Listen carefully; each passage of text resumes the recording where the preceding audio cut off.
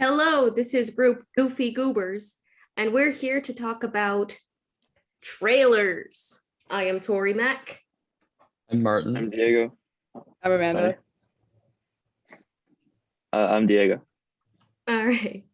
So, to kick things off, of course, with the article,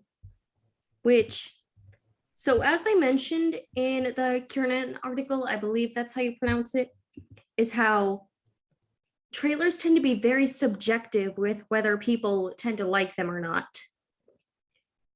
But Well, I thought the interesting thing that she brought up in her paper was how trailers are they're assuming they understand what we as the audience want to see. And I thought that was really interesting because when you think about it, now that you're like really thinking about it, when you view trailers, they leave things open for your mind to kind of figure out. So everyone that's watching the trailer can interpret it in a different way. It can become like the movie that they want it to be. And then from like a marketing standpoint, that's really smart because if everyone can interpret it differently as their perfect movie, then everyone's gonna have like they're gonna want to go see it. And right, so then you don't have to market it as like this like thing that's gonna be seen the same by everyone. It can be seen differently by everyone, and then that's gonna make it more likely to bring in like the box office numbers because people are gonna come for it to see it for like different reasons. They're gonna see like some person might watch the trailer and see like I'm seeing like this character development of like this person like becoming like a badass, right? But then another person might watch it and pick up different things and they're gonna be like, I see a romance developing between like these two actors that I really like. I've seen them in other movies. And so then they're both going to come for different reasons, but you're still giving money to the box office. And I think it's was really interesting when she brought that up. yes, that's actually brought up later on in the article, so good with that. She talks about how she compares viewing trailers as window shopping. I don't know if you guys picked up on that.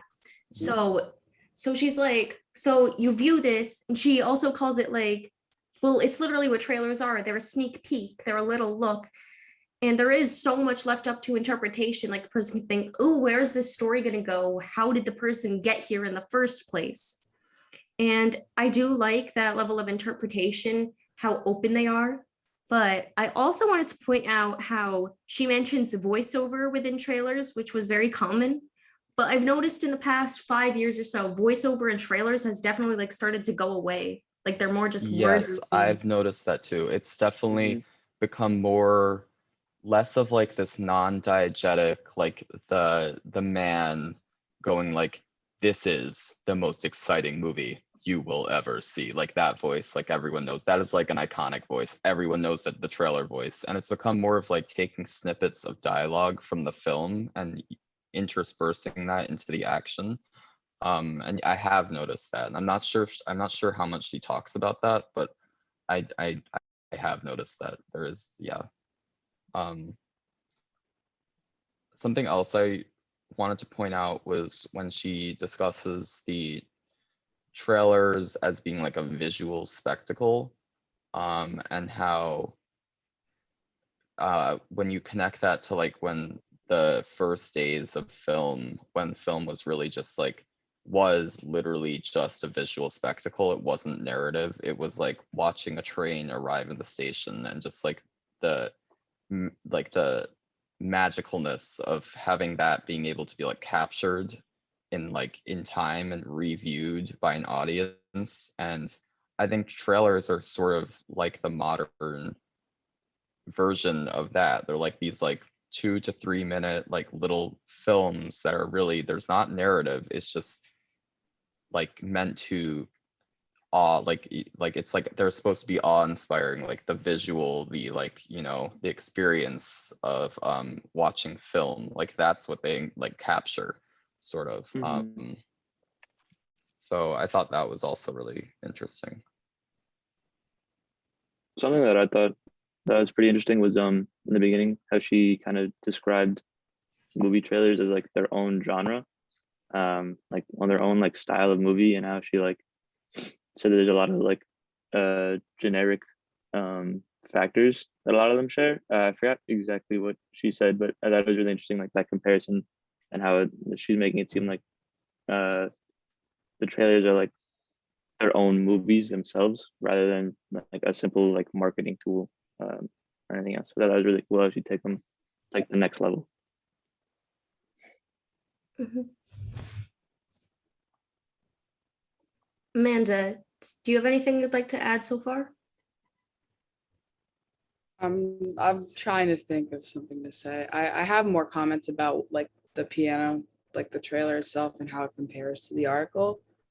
Oh yeah, you can Uh, definitely go ahead with that. All right.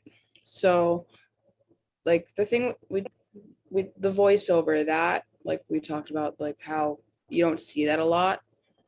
I'm wondering why they decided to go from like using a voiceover the whole time, and then how, you know how now it's kind of just like there's text on the screen that shows like who's in it, like who's in the movie, instead of it being like a voiceover. Yeah, it So, won't be like the Avengers trailer wouldn't be like with Scarlett Johansson and Samuel right. L. Jackson in this Yeah. action-packed, high-octane superhero thriller. Like that's yeah, it would be like, Yeah. kind of.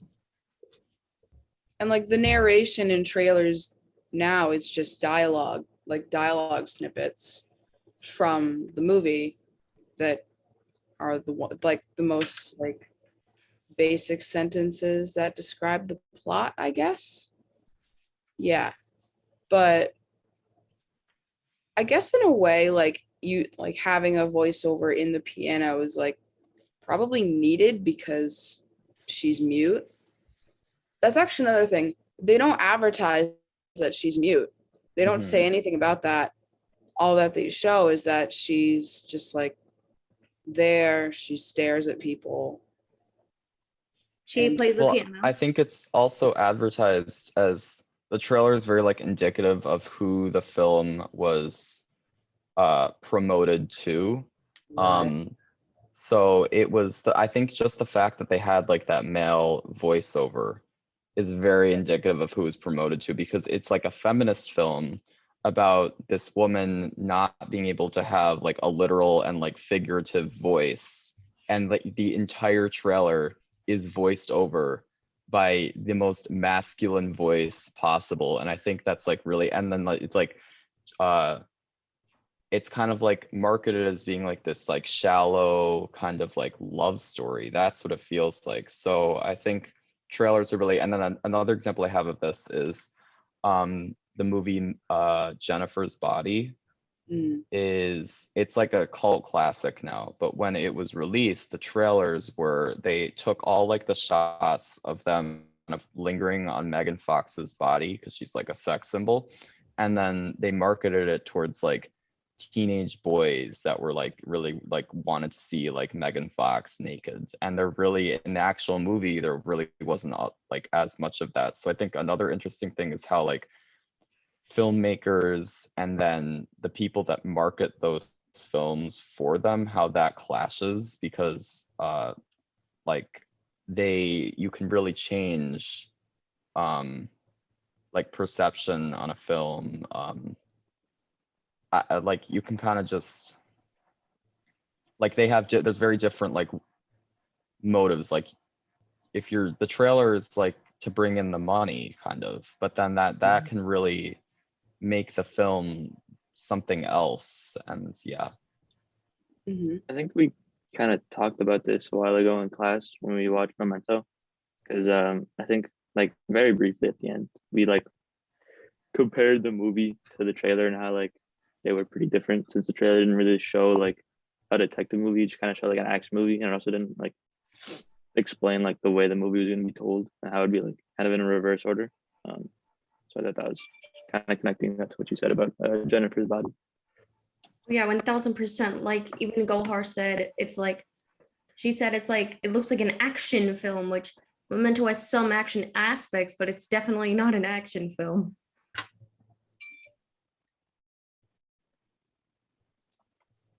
Something else about the article.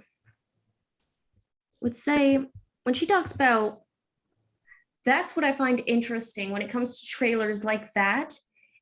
And then the article kind of goes into saying how it gives you like a little peek into the movie and gets all your ideas going.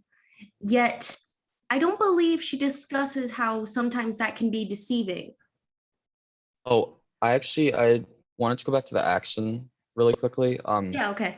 This is just something I noticed. I think, because obviously I think the most popular genre of film is probably action. I'm just gonna assume that maybe it's horror. I really think it's action. We'll have to check that. But action uses a lot of usually like fast cuts and editing so that you feel like this like tempo. And I've noticed that a lot of trailers do that too. There's like this really like fast so that it feels, you get that same feeling of an action movie, which is a very popular genre. So it kind of like you can kind of take a trailer for a movie and kind of turn it into a like different genre by changing the way it's edited. So then it's kind of like, so that's kind of like what like that they did with like Memento, like the trailer. They knew that that was a genre that people were attracted to, and so they in the trailer for it, they edited it in a way that would make it feel more like an action movie. So it's kind of like trailers also like play around with genre. They change genre. Things can become like scarier than they actually are. I've seen so many horror movies where the trailer has been so much scarier than the actual film. Like the trailer has been like this like terrifying like I thought I'd be, and then I watched the movie and I was like bored. So because the movie itself was either maybe it was just boring, or maybe it was the filmmaker's intention wasn't for it to be this typical like very like classically scary type of thing. It was more like an artful thing, but the person that was putting together the trailer and the marketing team knew that that wouldn't get people to watch the film, so they changed it. So yeah, I feel I like think they trailers are almost like an art of filmmaking that's born out of capitalism in a way. Like it's Yeah, like she uses very close to those almost exact words at one point in the article as well. okay, I was not copying. I did not recall that. Almost. I said almost. You didn't plagiarize. Diego, I think I heard you want to say something. Yeah. I think what we're talking about does show up in the article. Around the midpoint, she talks about the Kuleshov effect, and how like when you watch a trailer, it can like become very clear how like the editing of the trailer completely can subvert your expectations of what you think the movie is going to be. So I think they're just going back to the article, like this is kind of a, once it's a bigger part, but there's like a lot of examples brought up in the article about this, about how like the way that the film is kind of manipulated changes, or manipulated into a trailer changes like what a lot of people go into the movie thinking it's good. Another thing that talked about was how sometimes there's like shots or pieces of dialogue in the trailer that aren't even in the film, like deleted shots or deleted scenes. I'm wondering why they choose to do that. Like why, like if you say that there's this really good part in the film and you have the footage, why isn't it there? You know? Well, I think she did talk about that. Let me see if I can bring it up. They did mention why they did that. Let me find it. Jack Nicholson. In the meantime, I believe it could also do with, because sometimes there are very last minute post-production changes, like either a time constraint, or if they realize that they made a huge error somewhere last minute and then the release date gets pushed back. Yeah, I think it really comes down to like maybe the aspects of filmmaking rather than like trailers, because like they could have just like realized that this scene with this dialogue just doesn't fit very well in the movie, so they cut it. They still like decide to leave it in the trailer because like it still sounds cool and it's still like a cool scene. I know they did that in Endgame. There was a really good line that Thanos said that was in the trailer that was like kind of iconic, but it never showed up anywhere in like the movie. So I think I just like it sounds cool, but doesn't really fit with the movie type of thing. Or that, speaking of the way that, coming back to the capitalism idea of how the art itself coming to create an idea to reel it in. So maybe it could be that in some cases, maybe some film directors might want to do it deliberately to reel them in with something good, even if it's not there. Like they might be not desperate, but like really trying to, coming back box office. Yeah, so she brings up these two movies, You've Got Mail from 98 and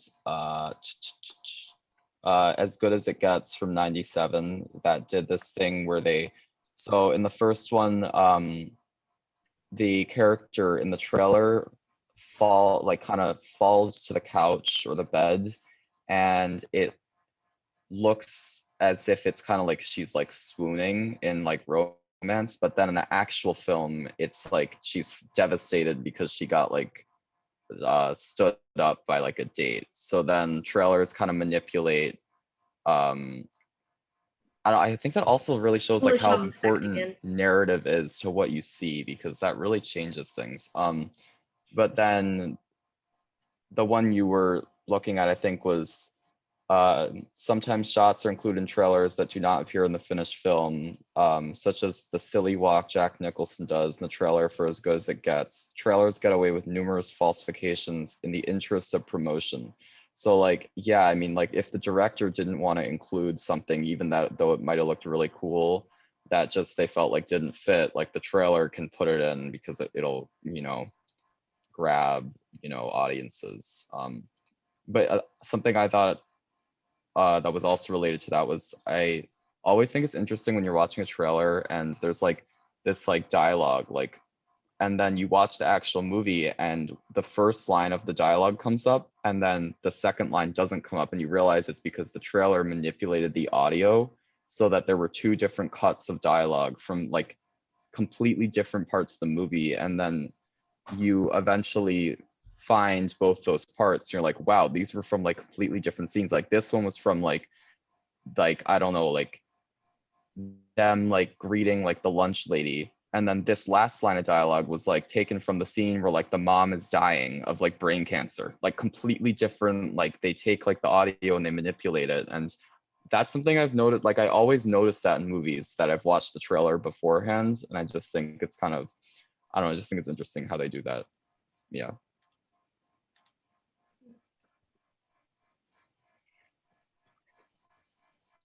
That was not a specific movie. That I just made that up. I was trying to like. No, that's Yeah, fine. you guys were like trying to think of like what movie was that? No, yeah.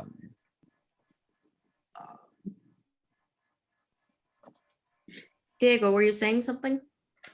No, I didn't really. I was just kind of scrolling through, seeing if I could find something else. Okay, I just thought I'd check. So I do also know some examples of, I can name a couple off the top of my head, but that's not extremely relevant for me to do that right now. But so essentially, yes, I've seen many examples of that. And that actually comes back to the earlier idea. Like it all connects in a sense, because like getting the idea of thinking you're going in for one thing when you get the other, that literally directly connects to it showing the Kuleshov effect coming back, showing like you mentioned in You've Got Mail, like it shows something completely different in the trailer than in the film because of the way it's ordered around. Any other thoughts on that?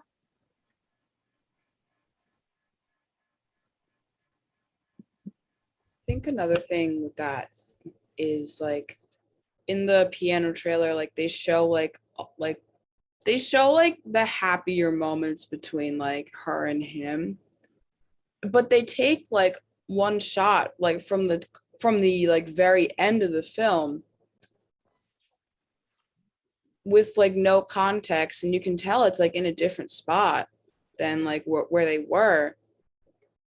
So it kind of just feels like the trailer just feels like it wasn't really well planned, and they just threw things out there to like show that it's like some kind of love story, even like the poster of the movie, it's just got like them in like them in like the middle with like no like context about like what she went through before the relationship and how she had to like almost like condition herself to Mhm. actually like him back.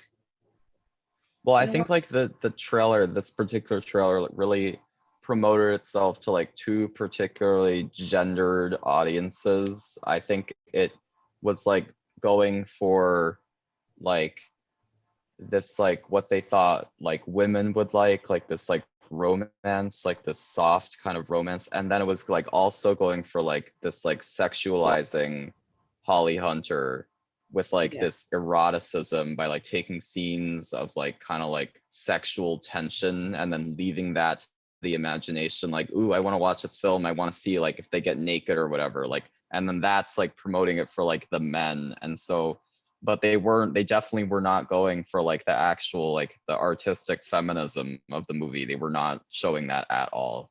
Yeah. And they hardly even mention, if even like there might have been a couple shots in the trailer, but they never mention the Maoris. And like while they Right. are Oh they, no, yeah, no, while they they didn't. are just while they are background characters, they still in general have a very large part, especially when it comes to the show, you know, like the play. Like they're a very big part, and it's interesting to see them not in the trailer. Mhm. The trailer does kind of feel like a shell almost. Like there's not a whole lot of like Oh yeah, no, totally. And substance what was with all those to it. shots of Flora doing the cartwheels? Like, Yeah, that were they trying to fill up time? Like that was like me on iMovie, like trying to figure out like how to like when I'm making like an edit of like a superhero with some music, and I'm like, oh God, how do I fill up the time before the next beat drops so that I can have like this like thing come in? So I'm just literally just filling it with like random, like that's what it felt like. Like it felt completely like out of place, like empty, no reason for it to be there. Like they used it 2 times within like 5 seconds. Like it felt like the same shot. I was really confused with that.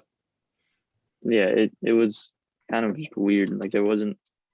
They talked about like the strong points of the movie without like they put a lot of like emphasis on like a lot of like the main like I guess topics of like just how she doesn't want to be in the relationship that she's in, and that like she might get into a new one, but it still felt like just really empty and kind of like Well, just like nothing was happening, even I though the disagree. main plot of the movie was being described. I feel like they glossed over that really important aspect of her struggle. They really glossed over it. They were just kind of like, Hmm. they turned it into like this kind of like, I don't know. I think they really glossed over that. They were just like, she doesn't want to marry him, but passion, but But like you can't really tell. Like it doesn't feel like there's no indication that this is going to become like a really brutal story where he cuts her hand off and like, or her finger off and like tries to rape her. Like there's no indication of that, because guess what? Audiences are, you know, they're probably not going to want to be uncomfortable seeing that, which is, and the people that are, you know, make the trailers, they know that. But something I want to ask you guys is, do you guys personally, when you guys go to the movies, do you guys like coming early to see the trailers? Yes. yeah. Yes. Okay. I I think we should just talk show about up that because early. I think that's kind of important. I think we should discuss that a little. Yeah, definitely. Because like I could be wrong. Like she said something in the article. Can't too. Unfortunately, I can't find the exact section right now. But she says even now when we go to the movie theater with our popcorn and such, and arriving in the movie theater, that immediately made me think of like how we go in and see trailers. Now, the trailers that are shown for the trailers that are generally shown for the movie you're watching are usually within the same age like that it's going for, or similar genres like within that same spectrum. So yeah, they're kind of like going for, if you're coming to see this, you probably like this, you should go see this. Mm-hmm. Yeah, I just think I still I think there's like this sense of like wonder with the trailer, that's really enticing. I don't know how, especially on like the huge screen with the big noises and the big like spectacles. I know she talks about this, but I feel like I kind of want to like my experience. Diego, It's did like you had something you wanted to add, right? Oh yeah, I was gonna say that like I like trailers when I'm going to the movies, but I feel like the idea that trailers do kind of spoil a lot of the good parts of the movie. I think it still kind of rings true, especially nowadays. Like I can think of the last like 3 movies that I've seen where like a lot of the key kind of action points have been kind of ruined, or like the emphasis of them have been taken away because of like the trailer kind of showing them off too early. Oh shit. Yeah.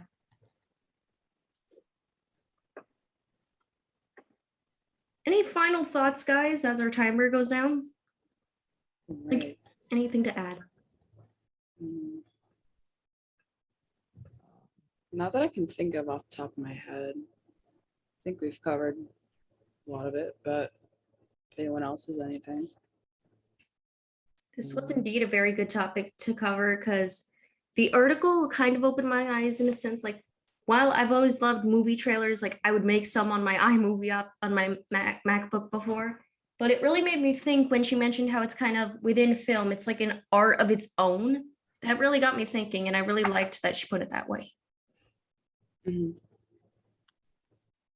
I think just one last thing was that like one thing that I thought was kind of cool, or like at least interesting, was like the last bit and how she talked about like the history of trailers and how like as movies have evolved over time and like over like the last kind of 100 years they've changed. I think it's interesting how like at the same time like trailers have been like going through like the equal amount of changes and have been like, if you look at a trailer now and a trailer from 100 years ago, they'd be like drastically different. I think that was pretty cool.